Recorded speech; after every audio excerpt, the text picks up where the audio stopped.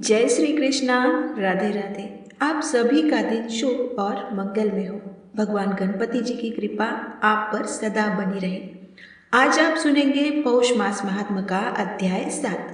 आज के अध्याय में ब्रह्मा जी के द्वारा माली और सुमाली को सूर्य कवच और स्तोत्र की प्राप्ति की कृपा से उन दोनों के निरोगी होने का वर्णन है। नारद जी के पूछने पर नारायण भगवान बोले, मैं श्री सूर्य के पूजन का क्रम तथा संपूर्ण पापों और व्याधियों से मुक्त कराने वाले कवच और स्तोत्र का वर्णन करता हूँ। सुनो, जब माली और सुमाली यह दोनों दैत्य व्याधिग्रस्त हो गए तब उन्होंने स्तवन करने के लिए शिव मंत्र प्रदान करने वाले ब्रह्मा का स्मरण किया। ब्रह्मा ने वैकुंठ में जाकर कमलापति विष्णु से पूछा। उस समय शिव भी वही श्री हरि के सन्निकट विराजमान थे।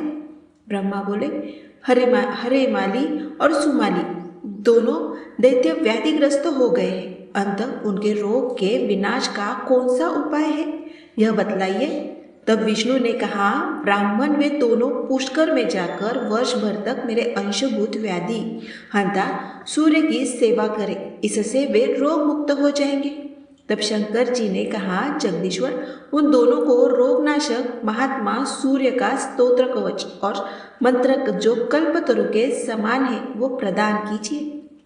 ब्राह्मण स्वयं श्री हरि तो सर्वस्व प्रदान करने वाले हैं और सूर्य रोग नाशक है, जिसका जो जो विषय है अपने विषय में यह दोनों संपत्ति प्रदायक है। इस प्रकार विष्णु और शिव की अनुमति पाकर ब्रह्मा उन दैत्यों के घर चले गए। तब दैत्यों ने उन्हें प्रणाम करके कुशल समाचार पूछा और बैठने के लिए आसन दिया। उन दैत्यों का शरीर गल गया था, उसमें से पीप और दुर्गंध निकल रही थी। आहार रहित होने के कारण वे चलने और फिरने में भी असमर्थ हो गए थे। तब स्वयं दयालु ब्रह्मा ने उन दोनों से कहा, ब्रह्मा जी, वो बसो, तुम दोनों कवच स्तोत्र और पूजा की विधि का क्रम ग्रहण करके पुष्कर में जाओ और वहाँ नियम भाव से सूर्य का भजन करो। उन दोनों ने कहा, ब्राह्मण किस विधि से और किस मंत्र से हम सूर्य का भजन करें, उनका स्तोत्र कौन सा है और कवच क्या है, वह सब हमें प्रदान कीजिए। तब ब्रह्मा ने कहा, वश्य, यहाँ त्रिकाल स्नान करके इस मंत्र से भक्ति पूर्वक भास्कर की भली भांति सेवा करने पर तुम लोग निरोगी हो जाओगे। वह इस प्रकार है, ओम ह्रीम नमो भगवते सूर्याय परमात्मने स्वाहा। इस मंत्र से सावधानतया तथा सूर्य का पूजन करके उन्हें भक्ति पूर्वक 16 उपहार प्रदान करना चाहिए। यह ही पूरे वर्ष भर तक करना होगा, इससे तुम लोग निश्चय ही रोग मुक्त हो जाओगे। पूर्व काल में अहलिया का हरण करने के कारण गौतम के श्राप से जब इंद्र के शरीर में सहस्त्रभग हो गए थे, उस संकट काल में बृहस्पति जी ने प्रेम पूर्वक पाप युक्त इंद्र को जो कवच दिया था, वही अपूर्व सूर्य कवच में तुम लोगों को प्रदान करता हूँ। बृहस्पति ने कहा, इंद्र सुनो, मैं उस परम अद्भुत कवच का वर्णन करता हूँ जिसे धारण करके मुनिगण पवित्र होकर भारतवर्ष में जीवन मुक्त हो गए हैं। इस कवच के धारण करने वाले के सन्निकट व्याधि भय के मारे उसी प्रकार नहीं आती जैसे गरुड़ को देखकर सांप दूर भाग जाते हैं। इसे अपने शिष्य को जो गुरु भक्त और शुद्ध हो बतलाना चाहिए, परंतु जो दूसरों के दुष्ट स्वभाव वाले शिष्य को देता है वह मृत्यु को प्राप्त हो जाता है। इस जगत विलक्षण कवच के प्रजापति ऋषि है, गायत्री छंद है और स्वयं सूर्य देवता है। व्याधि नाश तथा सौंदर्य के लिए इसका विनियोग किया जाता है। यह सार स्वरूप कवच तत्काल ही पवित्र करने वाला और संपूर्ण पापों का विनाशक है। ह्रीम ओम क्लीम श्रीम श्री सूर्याय स्वाहा मेरे मस्तक की रक्षा करें। अष्टदशाक्षर मंत्र सदा मेरे कपाल को बचाए। ओम ह्रीम ह्रीम श्रीम श्री सूर्याय स्वाहा मेरी नासिका को सुरक्षित रखे। सूर्य मेरे नेत्रों की कर्तन पुतलियों की, भास्कर ओठों की और दीनकर दांतों की रक्षा करें। प्रचंड मेरे गंडस्थल की, मार्कंड कानों की, महिर तथा का पुष्प जंघा का सदा पालन करे। रवि मेरे वक्षस्थल की, स्वयं सूर्य नाभि की और सर्वदेव नमस्कृत्य कंकाल की सदा देख रेख करे। वृद्ध हाथों की, प्रभाकर पैरों की और सामर्थ्यशाली विभाकर मेरे सारे शरीर को निरंतर सुरक्षित रखे। वत्स्य, यह जगत द्विलक्षक नामक कवच अत्यंत मनोहर तथा त्रिलोकी में परम दुर्लभ है। इसे मैंने तुम्हें बता दिया। पूर्व काल में पुलस्त ने पुष्कर क्षेत्र में प्रसन्न होकर इसे मनु को दिया था, वही मैं तुम्हें दे रहा हूँ। इसे तुम किसी को मत दे देना। इस कवच की कृपा से तुम्हारा रोग न हो जाए और तुम निरोग तथा श्री संपन्न हो जाओगे, इसमें संशय नहीं। 1,00,000 वर्ष तक हविष्य भोजन से मनुष्य को जो फल मिलता है, वह फल निश्चय ही इस कवच के धारण से प्राप्त हो जाता है। इस कवच को जाने बिना जो मूर्ख सूर्य की भक्ति करता है, उसे 10 लाख जप करने पर भी मंत्र सिद्ध नहीं प्राप्त होता।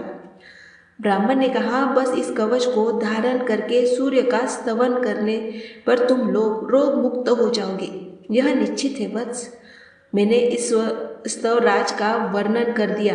यह गोपनीय से भी परम गोपनीय है। जो नित्य तीनों काल इसका पाठ करता है, वह समस्त व्याधियों से मुक्त हो जाता है।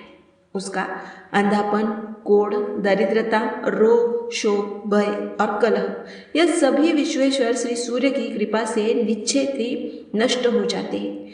जो भयंकर कुष्ठ से दुखी, लित अंगों वाला, नेत्रहीन, बड़े बड़े घाव से युक्त, यक्षमा से ग्रस्त, महान शूल, रोग से पीड़ित अथवा नाना प्रकार की व्याधियों से युक्त हो, वह भी यदि 1 मास तक हविष्यान भोजन करके इस स्तोत्र का श्रवण करे तो निश्चित ही रोग मुक्त हो जाता है और उसे संपूर्ण तीर्थों में स्नान करने का फल भी प्राप्त हो जाता है। इसमें तनिक भी संदेह नहीं है। अतः पुत्र, तुम लोग शीघ्र ही पुष्कर में जाओ और वहां सूर्य का भजन करो। यह कहकर ब्रह्मा आनंद पूर्वक अपने भवन को चले गए। इधर वे दोनों दैत्य सूर्य की सेवा करके निरोगी हो गए।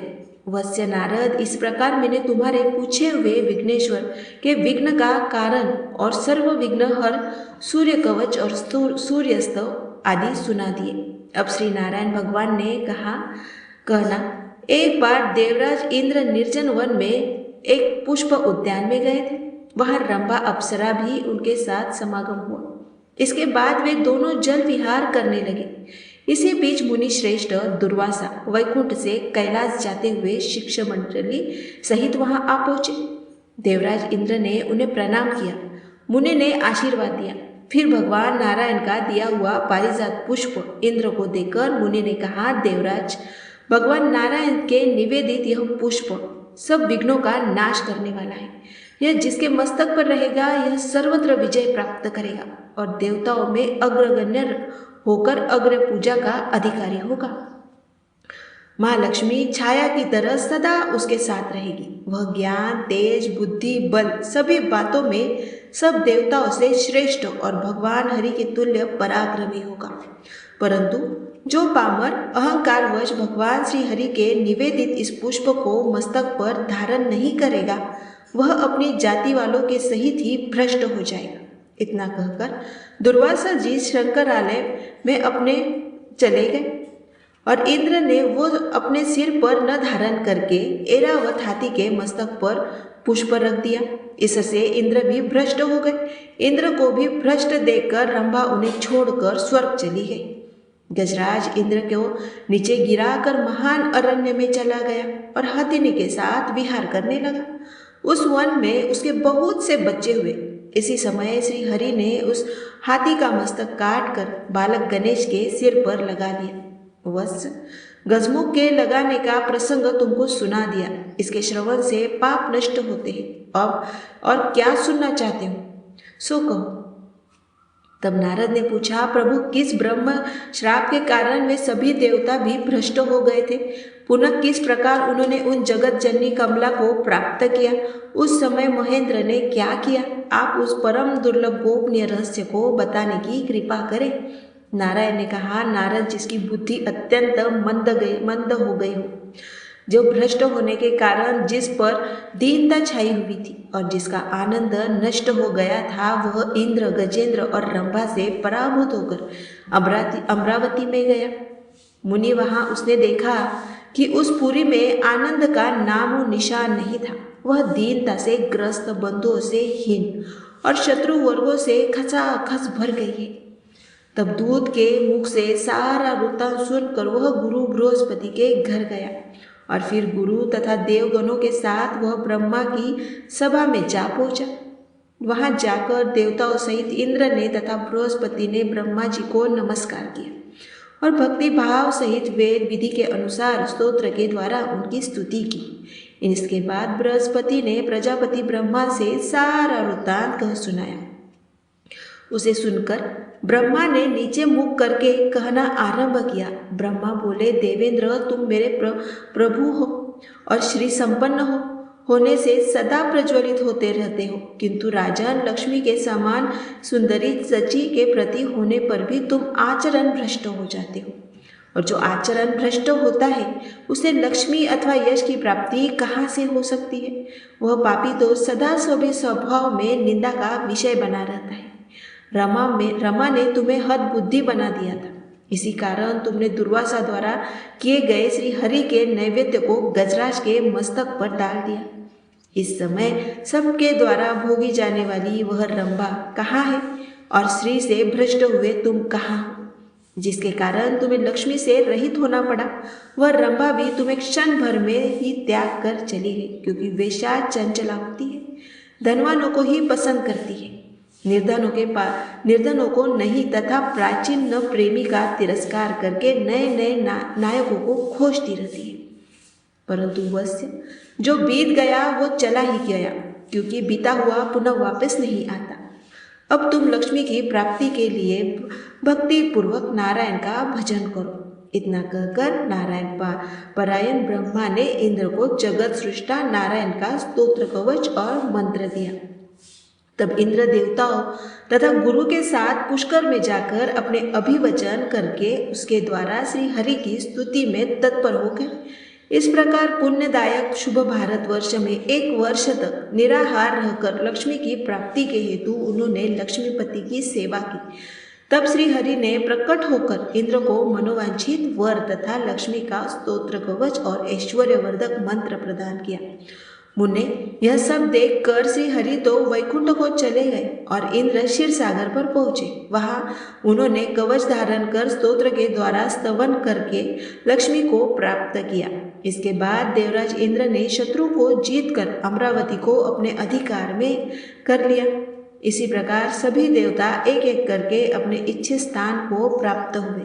अब नारद जी ने पूछा, हरि के अंश से उत्पन्न हुए महाभान नारायण, आपकी कृपा से मैंने गणेश का सारा शुभ चरित्र सुन लिया, किंतु ब्राह्मण विष्णु ने उस बालक के धड़ पर गजराज के 2 दांतों वाले मुख को जोड़ा था। फिर वह शिशु एक दांत तक कैसे हो गया, उसका वह दूसरा दांत कहाँ चला गया, वह प्रसंग बताने की कृपा कीजिए, क्योंकि आप सर्वेश्वर, सर्वज्ञ, कृपालु और भक्त वत्सल है। तो इसके बाद जो कुछ भी नारायण भगवान ने नारद जी से कहा, इसका वर्णन आप अभी अगले अध्याय में जरूर सुनिए। प्रिय भक्तजनों, अब आप सुनिए श्रीमद् भगवद गीता का महात्म्य। सर भगवान शिव कहते हैं, हे पार्वती, अब मैं 7वां अध्याय का महात्म्य बतलाता हूँ, जिसे सुनकर कानों में अमृत राशि भर जाती है। पाटलिपुत्र नामक एक दुर्गम नगर है, जिसका द्वार बहुत ही ऊंचा है। उस नगर में शंकुकर्ण नामक एक ब्राह्मण रहता था। उसने वैश्य वृत्ति का आश्रय लेकर बहुत धन कमाया, किंतु ना तो कभी पितरों का तर्पण किया और ना देवताओं का पूजन। वह धन उपार्जन में तत्पर होकर राजाओं को ही भोज दिया करता था। एक समय की बात है, उस ब्राह्मण ने अपना 4था विवाह करने के लिए पुत्रों और बंधुओं के साथ यात्रा की मार्ग में आधी रात के समय जब वह सो रहा था, तब एक सांप ने कहीं से आकर उसकी बाह में काट लिया।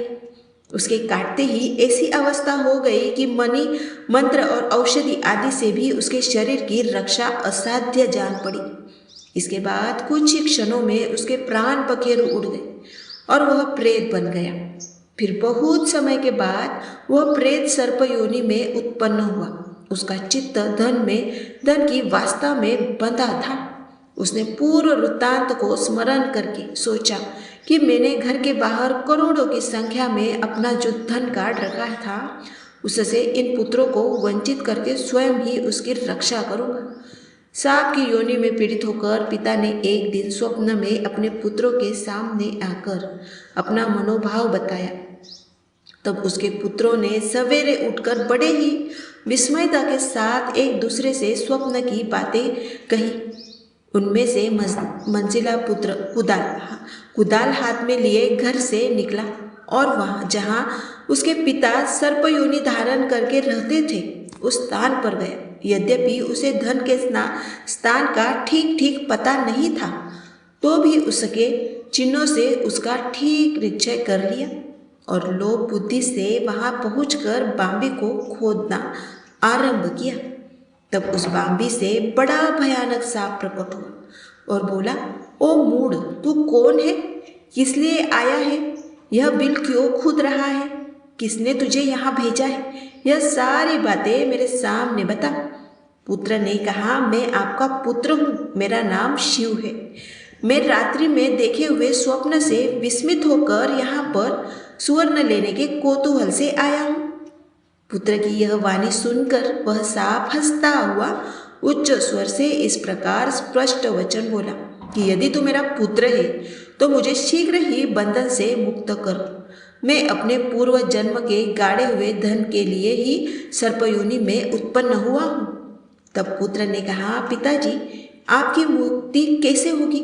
इसका उपाय मुझे बताइए, क्योंकि मैं इस रात में सब लोगों को छोड़कर आपके पास आया हूँ। पिता ने कहा, बेटा, गीता के अमृतमय 7वें अध्याय को छोड़कर मुझे मुक्त करने में तीर्थ, दान, तप और यज्ञ भी सर्वथा समर्थ नहीं है। केवल गीता का 7वां अध्याय ही प्राणियों की जरा, मृत्यु आदि दुखों को दूर करने वाला है।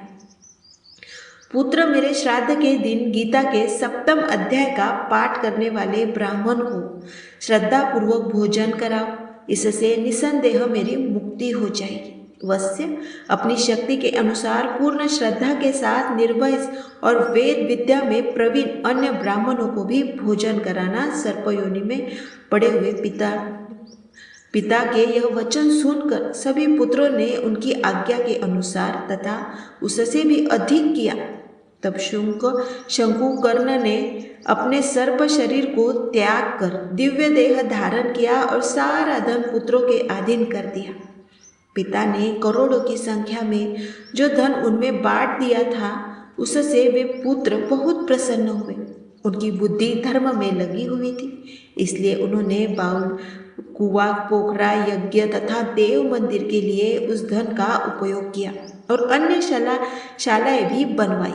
इसके बाद 7वें अध्याय का सदा जप करते हुए उन्होंने मोक्ष को प्राप्त किया।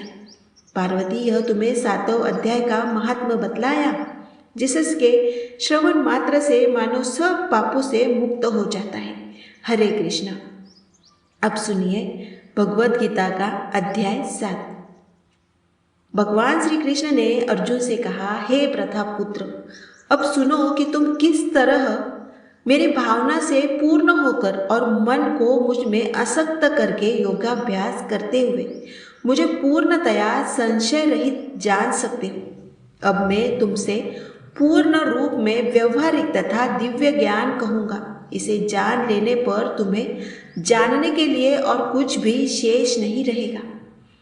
कई हजार मनुष्यों में से कोई एक सिद्ध के लिए प्रयत्नशील होता है और इस तरह सिद्धि प्राप्त करने वालों में से विरला ही कोई मुझे वास्तव में जान पाता है।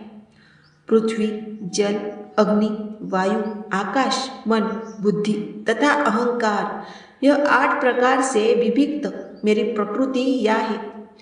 हे महाभाव अर्जुन, इसके अलावा मेरी एक अन्य पराशक्ति है जो उन जीवों से युक्त है, जो इस भौतिक अपरा प्रकृति के साधनों का विदोहन कर रहे हैं। सारे प्राणियों का उद्गम इन दोनों शक्तियों में है। इस जगत में जो कुछ भी भौतिक तथा आध्यात्मिक है उसकी उत्पत्ति तथा प्रलय मुझे ही जानो। हे धनंजय, मुझसे श्रेष्ठ कोई सत्य नहीं है। जिस प्रकार मोती धागे में गुंदे रहते हैं उसी प्रकार सब कुछ मुझ पर ही आश्रित है। हे कुंती पुत्र, मैं जल का स्वाद हूँ, सूर्य तथा चंद्रमा का प्रकाश हूँ, वैदिक मंत्रों के ओंकार हो और आकाश में ध्वनि हूँ तथा मनुष्य में सामर्थ्य हूँ। मैं पृथ्वी की आद्य सुगंध और अग्नि की उष्मा हूँ। मैं समस्त जीवों का जीवन तथा तपस्वी का तप हूँ। हे प्रतापुत्र, यह जान लो कि मैं समस्त जीवों का आदि बीज हूँ, बुद्धिमानों की बुद्धि तथा समस्त तेजस्वी पुरुषों का तेज हूँ। मैं बलवान और कामनाओं तथा इच्छा से रहित बल हूँ। हे भरत श्रेष्ठ अर्जुन, मैं वह काम हूँ जो धर्म के विरुद्ध नहीं है। तुम जान लो कि मेरी शक्ति द्वारा सारे गुण प्रकट होते हैं, वे चाहे सतोगुण हो, रजोगुण हो या तमोगुण। हर प्रकार से मैं सब कुछ हूँ, किंतु हूँ स्वतंत्र, प्रकृति के गुणों के अधीन नहीं हूँ, अपितु वे मेरे अधीन हैं। तीनों गुणों अर्थात सतो रजो तमो के द्वारा मोहग्रस्त यह सारा संसार मुझ गुना तथा अविनाशी को नहीं जानता। प्रकृति के तीन गुणों वाली इस मेरी दैवीय शक्ति को कर पाना कठिन है, किंतु जो मेरे शरणागत हो जाते हैं वे सरलता से इसे पार कर जाते हैं। जो निपट मूर्ख है, जो मनुष्यों में अधम है, जिनका ज्ञान माया द्वारा हर लिया गया है तथा जो असुरों की नास्तिक प्रवृत्ति को धारण करने वाले हैं, ऐसे दुष्ट मेरे शरण ग्रहण नहीं करते। हे भरत श्रेष्ठ, चार प्रकार के पुण्यात्मा मेरी सेवा करते हैं। आर्त जिज्ञासु अर्थात तथा ज्ञानी, इनमें से जो परम ज्ञानी है और शुद्ध भक्ति में लगा रहता है वह सर्वश्रेष्ठ है, क्योंकि मैं उसे अत्यंत ही प्रिय हूँ और वह भी मुझे प्रिय है निसंदेह। यह सब उदार चेता व्यक्ति के, किंतु जो मेरे ज्ञान को प्राप्त है उसे मैं अपने ही समान मानता हूँ। वह मेरी दिव्य सेवा में तत्पर रहकर उस सर्वोच्च उद्देश्य को निश्चित रूप से प्राप्त कर लेता है। अनेक जन्म जन्मांतर के बाद जिसे सचमुच ज्ञान होता है वह मुझको समस्त कारणों का कारण जानकर मेरी शरण में आता है। ऐसा महात्मा अत्यंत दुर्लभ होता है जिनकी बुद्धि भौतिक इच्छाओं द्वारा मारी गई है। देवताओं की शरण में जाते हैं और वे अपने अपने स्वभाव के अनुसार पूजा विधि विधान का पालन करते हैं। मैं प्रत्येक जीव के हृदय में परमात्मा स्वरूप स्थित हूँ। जैसे ही कोई देवता किसी की पूजा करने की इच्छा करता है, मैं उसकी श्रद्धा को स्थिर करता हूँ जिससे वह उसी विशेष देवता की पूजा करे। ऐसी श्रद्धा से समन्वित वह देवता विशेष की पूजा करने का यत्न करता है और अपनी इच्छा की पूर्ति करता है, किंतु वास्तविक तो यह है कि सारे लाभ केवल मेरे द्वारा प्रदत्त है। अबुद्धि वाले व्यक्ति देवताओं की पूजा करते हैं और उन्हें प्राप्त होने वाले फल सीमित तथा क्षणिक होते हैं। देवताओं की पूजा करने वाले देवलोक तो जाते हैं, किंतु मेरे भक्त अंततः मेरे परम धाम को प्राप्त होते हैं। बुद्धिहीन मनुष्य मुझको ठीक से न जानने के कारण सोचते हैं कि मैं भगवान कृष्ण पहले निराकार था और अब मैं इस स्वरूप को किया है। वे अपने अल्प ज्ञान के कारण मेरी अविनाशी तथा सर्वोच्च प्रकृति को नहीं जान पाते।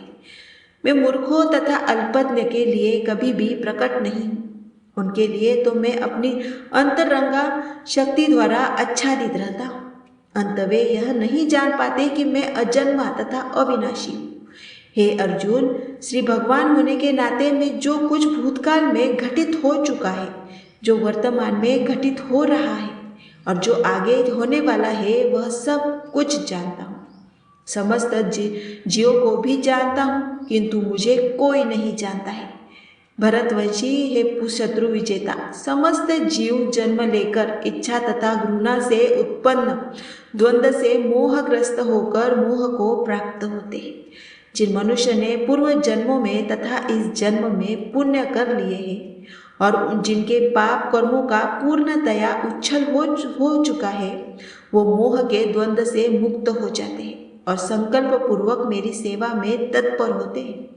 जो जरा तथा मृत्यु से मुक्ति पाने के लिए यत्नशील रहते हैं, वे बुद्धिमान व्यक्ति मेरी भक्ति की शरण ग्रहण करते हैं।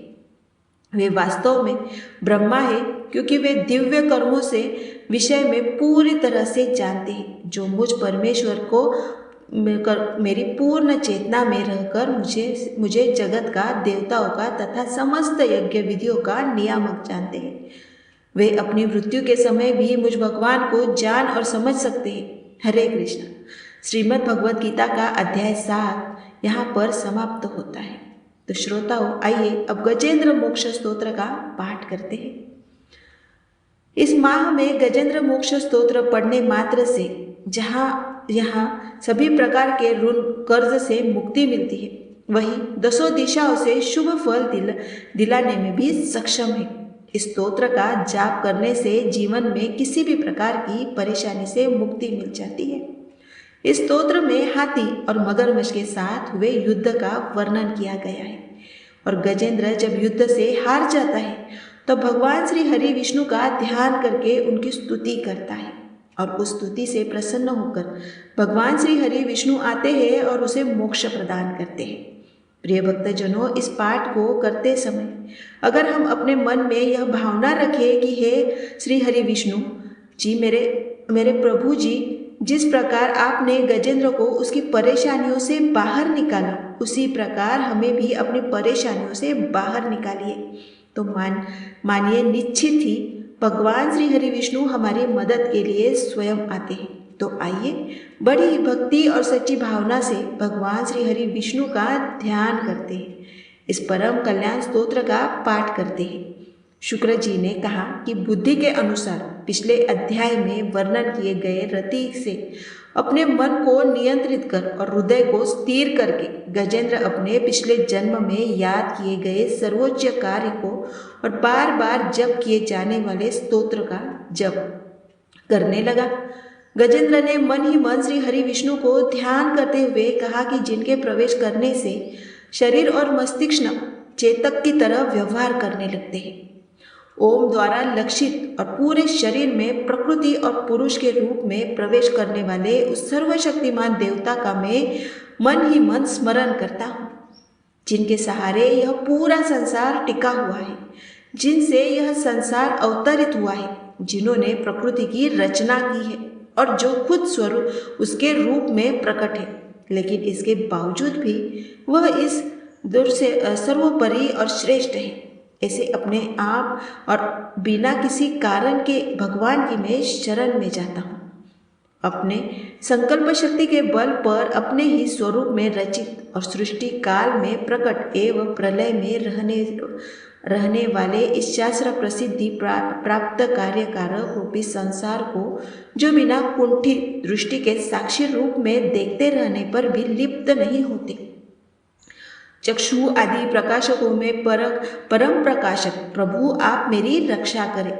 बीते गए समय के साथ तीनों लोगों और ब्रह्म आदि लोग पालों के पंचभूत में प्रवेश कर जाने पर और पंचभूतों से लेकर महत्वपूर्ण सभी कार्यों की उनकी परम करुणा स्वरूप प्रकृति में मग्न हो जाने पर उस समय दुर्गी और घोर अंडक रूपेण प्रकृति से ही बच रही थी। उस अंधकार से परे अपने परम धाम में जो सर्वव्यापी भगवान सभी दिशाओं में प्रकाशित होते रहते हैं, वह भगवान मेरी रक्षा करे। विभिन्न नाट्य रूपों में अभिनय करने वाले और उस अभिनेता के वास्तविक स्वरूप को जिस प्रकार से साधारण लोग भी नहीं पहचान पाते, उसी तरह से सत्व प्रधान देवता और महर्षि भी जिसके स्वरूप को नहीं जान पाते, ऐसे में कोई साधारण प्राणी उनका वर्णन कैसे कर सकता है। ऐसे दुर्गम चरित्र वाले भगवान मेरी रक्षा करें। उनके अनेकों शक्ति से मुक्त सभी प्राणियों को आत्मबुद्धि प्रदान करने वाले सबके बिना कारक और अतिशय साधु स्वभाव ऋषि मुनिजन, जिनके परम स्वरूप को देखने की इच्छा के साथ वन में रहकर अखंड ब्रह्मचर्य तमाम अलौकिक व्रतों को नियमों के अनुसार पालन करते हैं, ऐसे प्रभु ही मेरी गति है। वह जिनका हमारी तरह ना तो कोई जन्म होता है, ना जिनका अहंकार में कोई भी काम होता है, जिनके निर्गुण रूप का ना कोई नाम है ना कोई रूप। इसके बावजूद भी वह समय के साथ इस संसार की सृष्टि को प्रलय के लिए अपनी इच्छा से अपने जन्म को स्वीकार करते हैं। उस अनंत शक्ति वाले परब्रह्मा परमेश्वर को मेरा नमस्कार है। प्राकृत आकार रहित और अनेक रूप वाले अद्भुत भगवान को मेरा बार बार नमस्कार है। स्वयं प्रकाशित सभी साक्षर परमेश्वर को मेरा शत शत नमन है। वैसे देव जो मन वाणी और चित्त वृत्तियों से परे है, उन्हें मेरा बार बार नमस्कार है। विवेक से परिपूर्ण पुरुष के द्वारा सभी सत्व गुणों से परिपूर्ण निवृत्ति धर्म के आचरण से मिलने वाले योग्य मोक्ष सुख की अनुभूति रूपी भगवान को मेरा नमस्कार है। सभी गुणों के स्वीकार शांत रजोगुण को स्वीकार करके अत्यंत और तमोगुण को अपना कर मूड से जाने जाने वाले बिना भेद के और हमेशा सद्भाव से ज्ञान धनी प्रभु को मेरा नमस्कार है। शरीर के इंद्रिय के समुदाय रूप सभी पिंडों के ज्ञाता, सभी के स्वामी और साक्षी स्वरूप देव आपको मेरा नमस्कार है। सभी के अंतर्यामी प्रकृति के परम कारक लेकिन स्वयं बिना कारक भगवान को मेरा शत शत नमस्कार है। सभी इंद्रियों और सभी विषयों में जानकर सभी प्रतीत होके कारण रूप संपूर्ण जड़ प्रपंच और सबकी मूल विभूता अविद्या के द्वारा सूचित होने वाले और सभी विषयों में अविद्या रूप में भासने वाले भगवान को मेरा नमस्कार है। सबके कारण लेकिन स्वयं बिना कारण होने पर भी बिना किसी परिणाम के होने की वजह से अन्य कारणों से भी विलक्षण कारण आपको मेरा बार बार नमस्कार है। सभी वेदों और शास्त्रों के परम तात्पर्य मोक्ष रूपी और श्रेष्ठ पुरुषों की परम गति देवता को मेरा नमस्कार है। वह जो त्रिगुणा रूपों में छिपी हुई ज्ञान रूपी अग्नि है, वैसे गुणों में हलचल होने पर जिनके मन मस्तिष्क में संसार को रचने की वृत्ति उत्पन्न हो उठती है और जो आत्मा तत्व की भावना के द्वार विधि निषेध रूप शास्त्र से भी ऊपर उठे हों, जो महाज्ञानी महात्माओं के स्वयं प्रकाशित हो रहे हो, ऐसे भगवान को मेरा नमस्कार है। मेरे जैसे शरणागत पशु के समान जीवों की अविद्या रूप फांसी को पूर्ण तरह से काट देने वाले परम दयालु और दया दिखाने में कभी भी आलस नहीं करने वाले भगवान को मेरा नमस्कार है। अपने अंश से सभी जीवों में मन में अंतर्यामी रूप में प्रकट होने वाले सर्वनियंता अनंत परमात्मा आपको नमस्कार है। जो शरीर पुत्र मित्र घर और संपत्ति सहित कुटुंब में अशक्त लोगों के द्वारा कठिनाई से मिलते हैं और मुक्त पुरुषों के द्वारा अपने हृदय में निरंतर चिंतित ज्ञान स्वरूप में सर्वसमर्थ परमेश्वर को मेरा नमस्कार है। वह जिन्हें धर्म अभिलषित भोग धन और मोक्ष की कामना से मनन करके लोग अपनी मनचाही इच्छा पूर्ण कर लेते हैं, अपितु जिन्हें विभिन्न प्रकार के अयाचित भोग और अविनाशी पार्षद शरीर भी देते हैं, वैसे अत्यंत दयालु प्रभु मुझे इस प्रकार में विपदा से हमेशा के लिए बाहर निकाले। वह जिनके एक से अधिक भक्त है, जो मुख्य रूप से एकमात्र उसी भगवान की शरण में है, जो धर्म अर्थ आदि किसी भी पदार्थ की अभिलाषा नहीं रखते हैं, जो केवल उन्हीं के परम मंगलमय एवं अत्यंत विलक्षण चरित्र का गुणगान करते हैं। वे आनंदमय समुद्र में गोते लगाते रहते हैं। उन अविनाशी सर्वव्यापी सर्वमान्य ब्रह्म आदि के भी नियामक उन भक्तों के लिए भी हमेशा प्रकट होने वाले भक्ति योग प्राप्त अत्यंत निकट होने पर भी माया के कारण अत्यंत दूर महसूस होने वाले इंद्रियों के द्वारा अगम्य और अत्यंत दुर्विजय अंतर रहित लेकिन सभी के आदि काक और सभी तरफ से परिपूर्ण उस भगवान की मैं स्तुति करता हूँ।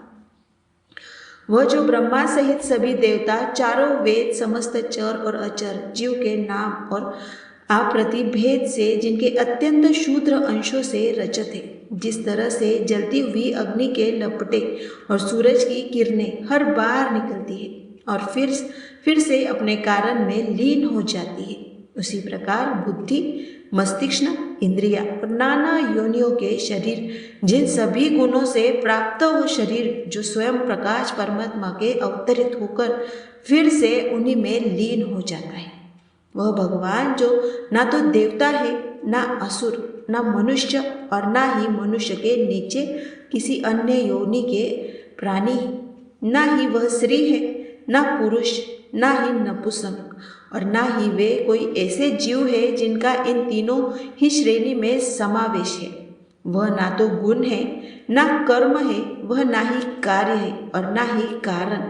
इन सभी योनियों का निषेध है, पर निषेध होने पर जो बचता है वही उनका असली रूप है। ऐसे प्रभु मेरा उत्थान करने के लिए प्रकट हो। अब मैं इस मगरमच्छ के चंगुल से आज़ाद होने के बाद जीवित नहीं रहना चाहता। इसकी वजह यह है कि मैं सभी तरफ से अज्ञानता से ढके इस हाथी के शरीर का क्या करूं?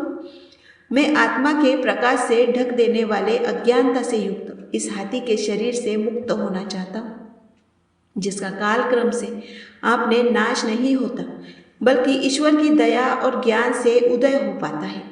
इस प्रकार से मोक्ष के लिए ललायित संसार की रचयिता स्वयं संसार के रूप में प्रकट, लेकिन संसार के परे में से एक खिलौने की तरह खेलने वाले संसार में आत्म रूप से व्याप्त, अजन्मा, सर्वव्यापी एवं प्राप्ति वस्तुओं में सर्वश्रेष्ठ ही हरि का केवल स्मरण करता हूँ और उनकी शरण में जाता हूँ।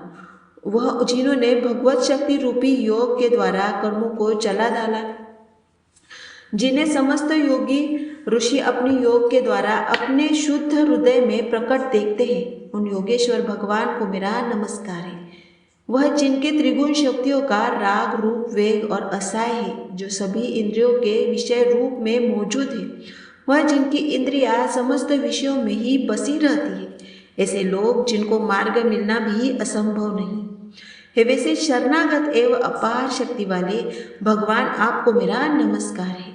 जिनकी अविद्या नाम के शक्ति के कार्य रूप में से ढके हुए हैं, वह जिनके रूप को जीव समझ नहीं पाते, ऐसे अपार महिमा भगवान की मैं शरण लेता हूँ। श्री सुखदेव जी कहते हैं कि वह जिसने पूर्व प्रकार से भगवान के भेद रहित सभी निराकार रूप का वर्णन किया था, उस गजराज के करीब जब ब्रह्मा जी साथ में अन्य कोई देवता नहीं आए, तो अपने विभिन्न प्रकार की विशेष विग्रह को ही अपना रूप मानते हैं। ऐसे में साक्षात विष्णु जी, जो सभी के आत्मा होने के कारण सभी देवताओं के रूप हैं, तब वहाँ प्रकट हुए। गजराज को इस प्रकार से दुखित देखकर और उसके पढ़े गए स्तुति को सुनकर चक्रधारी प्रभु इच्छा अनुसार वेग वाले गरुड़ की पीठ पर सवार होकर सभी देव के साथ उस स्थान पर पहुँचे जहाँ वह गज था। सरोवर के अंदर महाबलशाली मगरमच्छ द्वारा जकड़ा और दुखी उस हाथी ने आसमान में गरुड़ की पीठ पर बैठे और हाथों में चक्र लिए भगवान विष्णु को आते हुए जब देखा, तो वह अपनी सूंड से पहले से ही उनकी पूजा के लिए रखे कमल के फूल को श्री हरि पर बरसाते हुए कहने लगा, सर्वपूज्य भगवान श्री हरि आपको मेरा प्रणाम है। सर्वपूज्य भगवान श्री हरि आपको मेरा नमस्कार। लाचार हाथी को देखकर श्री हरि विष्णु गरुड़ से नीचे उतरकर सरोवर के भीतर आए और बेहद दुखी होकर ग्राह सहित उस गज को तुरंत ही सरोवर से बाहर निकाल लिया और देखते ही देखते अपने चक्र से मगरमच्छ के गर्दन को काट दिया और हाथी को उस पीड़ा से बाहर निकाल लिया। प्रिय भक्तजनों, इस प्रकार गजेंद्र मोक्ष स्तोत्र संपूर्ण हुआ। प्रेम से बोलिए भगवान श्री हरि विष्णु जी की जय। आज की वीडियो पसंद आए तो इसे लाइक करके चैनल को जरूर सब्सक्राइब कीजिए। जय श्री कृष्ण।